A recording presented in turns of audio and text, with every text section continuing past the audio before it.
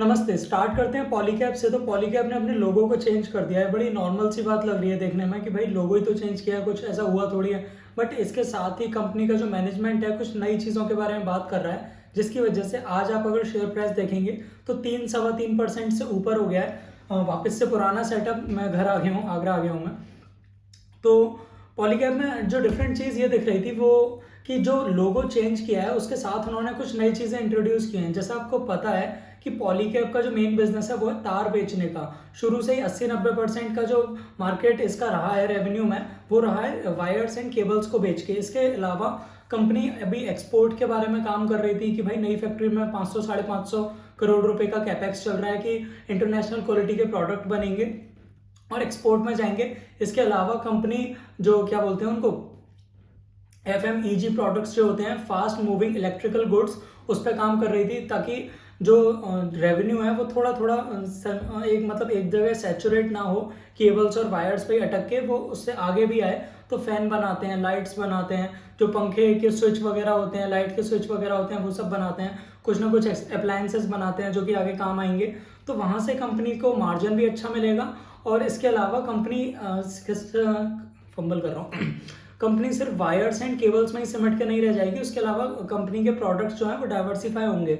जिसी के regarding company ने अपना एक तो लोगो चेंज किया था, और जो इनकी टैगलाइन थी कनेक्शन जिंदगी का ऐसे करके, उसको भी चेंज करके आइडियाज कनेक्टेड बोल दिया है। तो आइडियाज कनेक्टेड बोलते टाइम इनसे क्वेश्चंस किए गए कि भाई ऐसा क्यों, मतलब इस तरह से चेंज ऐसे क्यों, मतलब इसका कुछ इम्पैक्ट है या फिर इसके पीछे क्या स्ट्रेटेजी है। तो कंपनी के MD जो है उन्होंने बोला कि अगर हम मार्केट में रेलिवेंट रहना चाहते हैं तो हमें कंटिन्यूसली इनोवेट करना पड़ेगा, कुछ ना कुछ नए प्रोडक्ट्स को लॉन्च करना पड़ेगा या फिर कुछ नए आइडियाज़ को पिच करना पड़ेगा, नहीं तो हम मार्केट में रेलिवेंट नहीं रह पाएंगे। जैसे कि पहले कनेक्शन जिंदगी का बोलकर ये वायर्स बेचते थे और FMEG प्रोडक्ट्स में उतने एक्टिव नहीं थे, उतना ग्रिप नहीं था। और जब आप देखेंगे कि इन्होंने लोगों को चेंज किया है, लोगों के दिमाग में जब वो मार्केट में जाएंगे, पॉलीकैब एक नए लोगों के साथ आएगा और उसके साथ ही उसकी नई टैगलाइन है जो है आइडियाज कनेक्टेड। तो वो अगर देखेगा कोई कस्टमर तो उसके दिमाग में क्यूरियोसिटी पैदा होगी कि भाई कंपनी ने कुछ नया किया है, पॉलीकैब से ध्यान तो है उसको कि भाई पॉलीकैब का है तो ट्रस्ट वर्दी है, मैं ले सकता हूँ, खराब नहीं होगा और गारंटी मिल जाएगी इन केस कुछ दिक्कत होती है तो। बट अगर वो नई चीज़ देखेगा तो उसके दिमाग में क्यूरियोसिटी आएगी और पूरी एक नई सीरीज को देख के एक अट्रैक्शन आता है कि भाई चलो ट्राई करके देखते हैं कैसा निकलता है, क्या निकलता है। तो वहाँ से कंपनी अपने FMEG प्रोडक्ट्स में जा रही है। उसके अलावा जो एक्सपोर्ट है उसके लिए भी कुछ फैक्ट्रीज लग रही थी, वहाँ पर भी सब जगह लोगो चेंज किया है, टैगलाइन को भी चेंज किया है। इसका इफेक्ट आप आज के मार्केट के शेयर प्राइस पर ही, वीडियो आज ही आउट हो जाएगा शायद शाम को 6-7 बजे करीब। तो अभी मार्केट बंद हो चुका है, उसी के बाद में रिकॉर्ड कर रहा हूँ। तो आप ही अगर आज का ही देखेंगे तो 3-3.25% मार्केट में प्राइसेस का बूम कर चुका है, just because of this news, क्योंकि इसके अलावा और कोई न्यूज़ मार्केट में फ्लो कर नहीं रही है। और अगर हम बाकी शेयर्स की बात करें तो वो इस तरह से नहीं चल रहे हैं इसके साथ वाले, जैसा कि ये बूम कर रहा है। तो उसका रीज़न ऑब्वियसली ये न्यूज़ ही है। इसके अलावा देख लेते हैं कि भाई जियो फाइनेंस का क्या लग रहा है। स्टार्टिंग में कुछ ऐसा खबर निकल के आई थी कि यार जियो फाइनेंस जो है वो जो बजाज फाइनेंस है उसको बीट करेगा। अब बजाज फाइनेंस को कुछ नहीं होने वाला, जियो फाइनेंस ही चलेगा।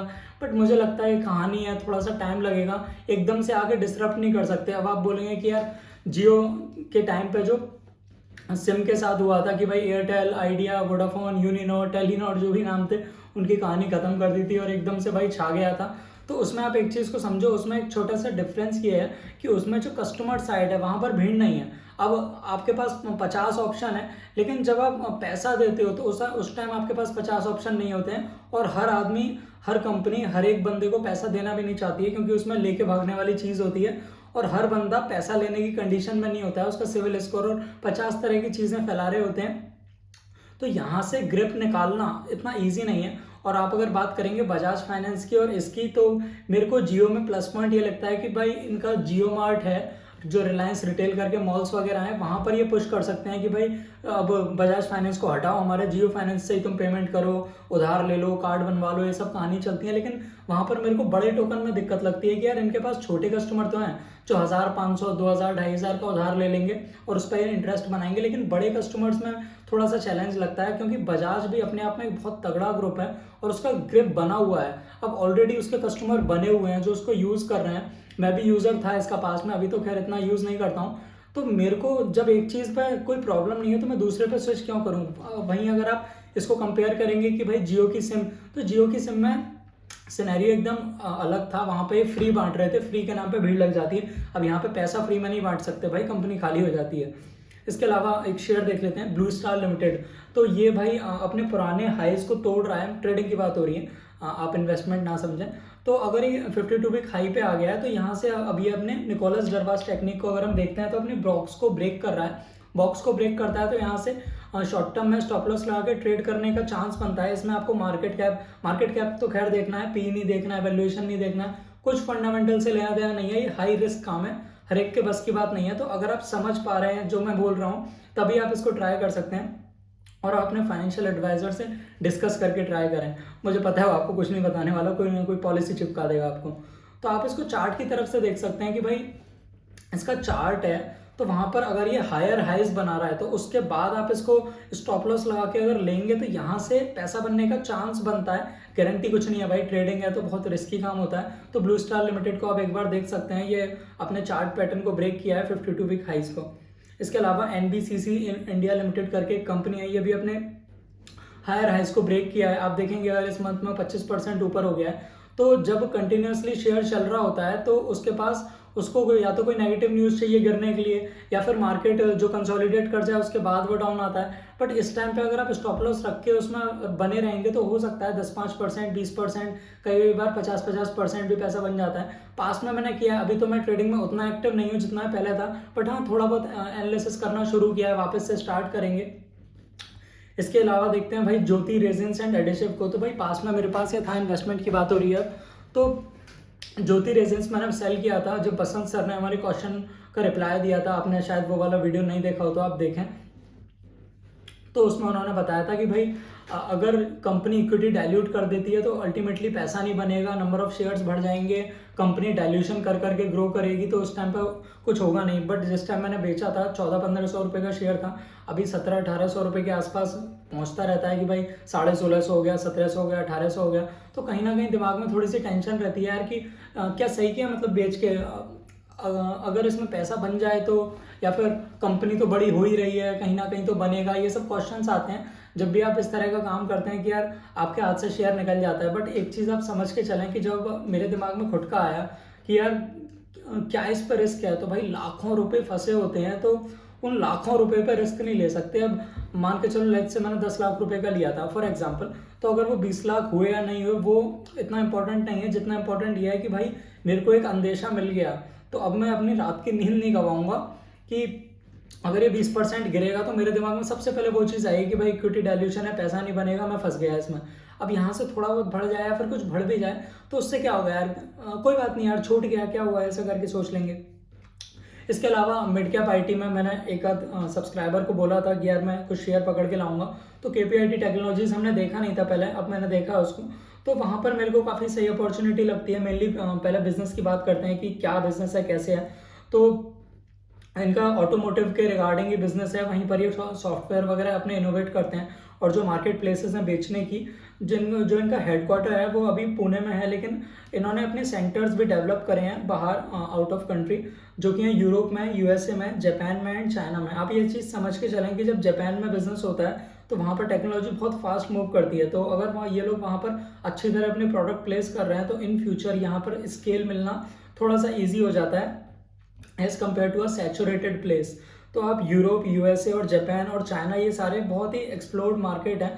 यहाँ पे आप कितना भी एक्सप्लोर कर सकते हैं और कितने भी अपनी सर्विसेज को स्केल कर सकते हैं। इसी वजह से आप देखेंगे कि लॉकडाउन के टाइम के आसपास तो केपीआईटी टेक्नोलॉजीज का रेवेन्यू और प्रॉफिट उतना कुछ ग्रो नहीं कर रहा था, बट अब जैसे जैसे सेंटीमेंट सुधरे हैं मिड कैप में, तो भाई रिस्क भी उतना नहीं है। तो आप इसको एक बार देख सकते हैं, इसके फंडामेंटल्स को एक बार समझ लेते हैं।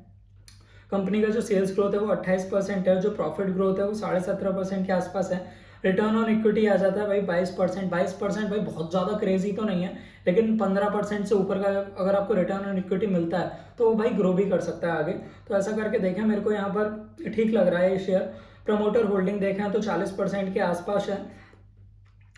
बाकी सारी चीज़ें 30,000 करोड़ का मार्केट कैप है, तो भाई यहाँ से 60-70 हज़ार 80,000 करोड़ होने में मेरे हिसाब से ज़्यादा टाइम नहीं लगता है, 1.5 साल में हो सकता है हो जाए, क्योंकि बाकी सारी चीज़ें बाकी ठीक लग रही हैं। उसमें आप एक इम्पॉर्टेंट चीज़ अगर देखें कि ये जो सॉफ्टवेयर रिलेटेड कंपनीज होती हैं ये बहुत जल्दी ग्रोथ करती हैं, क्योंकि इनमें कुछ ऐसा नहीं होता कि भाई रॉ मटेरियल कहाँ से आएगा। रॉ मटेरियल क्या है? सॉफ्टवेयर है, डायरेक्ट टेक्नोलॉजी है। जो अपना डेवलपर बैठा हुआ है, सॉफ्टवेयर इंजीनियर्स बैठे हुए हैं, वो इनोवेट कर करके बनाते रहते हैं। यहाँ पर ऐसा नहीं होता है कि रॉ मटेरियल की कॉस्ट बढ़ गई। कॉस्ट बढ़ती है भाई, पहले जो दिक्कत आई थी वो आई थी कि ये जो एम्प्लॉयज़ के प्राइसेस हैं वो किस तरह से बढ़ रहे थे। उस वजह से टीसीएस इन्फोसिस में भी आपने देखा होगा कि कुछ ना कुछ लेबर की वजह से बहुत ज़्यादा प्रॉब्लम आ गई थी कंपनी के प्रॉफिट्स में। लेकिन आप देखेंगे कि अब पहले क्या होता था, जो बच्चे थे वो उस टाइप से पढ़ाई करते थे कि भाई कोई कुछ बन रहा है, कोई कुछ और तैयारी कर रहा है। बट अब सारे लोग मोस्टली सॉफ्टवेयर इंजीनियर बनना चाह रहे हैं, क्योंकि उसी में उनको दिख रहा है कि भाई यहाँ स्टार्टिंग में ही मेरे को महीने के 50,000 मिल जाएंगे, कहीं और क्या धक्के खाऊंगा 20-25 हज़ार में। मतलब आप ये चीज़ देखो कि यार एमबीए भी अगर कोई कर लेता है तो उसको उस टाइप की अपॉर्चुनिटी नहीं मिलती है जिस टाइप की एक आईटी स्टूडेंट को मिलती है, आईटी ग्रेजुएट को मिलती है। उसको कंपनीज हायर करती हैं, उसको उठा के ले जाती हैं। तो वहाँ से जो नंबर ऑफ स्टूडेंट्स हैं वो भी काफ़ी बढ़ गए हैं। तो कॉस्ट रिलेटेड मुझे कोई इशू नहीं लगता है, क्योंकि जब नंबर ऑफ स्टूडेंट्स बढ़ जाएंगे सप्लाई साइड में, तो डिमांड साइड में अगर वो थोड़ा पैसा कम भी देंगे ना, तो 2 बच्चे मना करेंगे, भाई तीसरा हाँ कर देगा कि उसके घर की कंडीशन वैसी है कि उसको जॉब करनी है। तो यहाँ से ऐसा करके मेरे को कॉस्ट पर कोई इशू नहीं दिखता है। और इंटरनेशनल मार्केट्स हैं तो ऑब्वियसली पॉपुलेशन का कोई लिमिट नहीं है और सप्लाई ऑफ बिजनेस का कोई लिमिट नहीं है। कंपनी कितनी भी बड़ी हो सकती है, और भी मिड कैप में है तो रिस्क भी उस टाइप का नहीं है जिस टाइप का स्मॉल कैप में होता है। तो जो थोड़ा मॉडरेट रिस्क के साथ ग्रो करना चाहते हैं वो इस कंपनी को देख सकते हैं। बाकी अपने फाइनेंशियल एडवाइजर से एक बार डिस्कस करके देखें। तो आज के वीडियो में इतना ही। आप लाइक करें, शेयर करें, सब्सक्राइब करें। Finally thank you so much for watching.